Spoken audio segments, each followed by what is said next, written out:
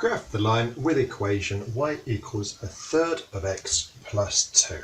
Y equals 1/3 of x plus 2. So this is in gradient intercept form. What I mean by that is y equals m, so something times x, plus c.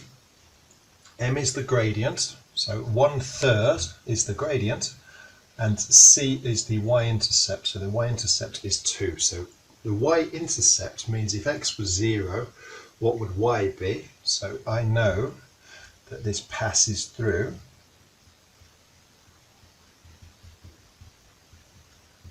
0, 2, because y-intercept is the value of y when x is 0, so 0, 2.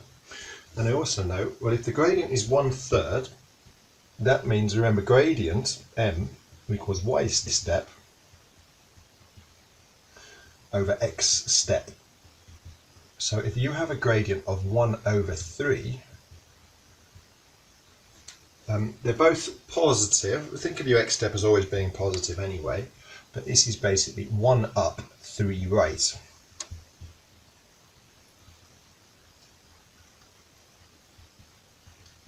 So all I need to do is go to 0, 2, the y-intercept, plot a point there, and then you just need to keep going 3 right, 1 up, 3 right, 1 up from there. So let's go to here. If we find the y-intercept at 0, 2, something like that, and then from there you just need to make sure, you check your axes, make sure it's 1, 1, 1, 1, 1, 1, 1, it is. So then you just need to go 1, 2, 3, that's your x step, and your y step is 1, so something like that, it's a bit big. From there, 1, 2, 3, 1, 3 along, 1 up, 3 right, 1 up. Do it again, 1, 2, 3, and 1 up. You should get the idea by now.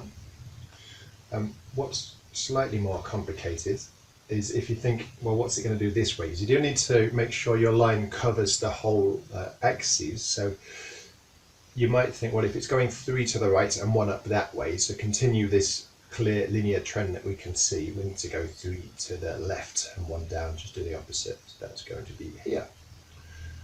Right, so once you know what the line's doing, then we can try and fit an arrow through it. So something like, if I just join these points like that, I'm a bit limited with the tools, but you need to make sure it covers the whole thing. So I'm going to cut mine off at 10, make sure it's going through all of those points. And then I also need to make sure that the other side, that it does that, so it covers the whole graph. You should also make sure you give the line a name, so you need to call it y equals 1/3 of x plus 2, and that is the line plotted.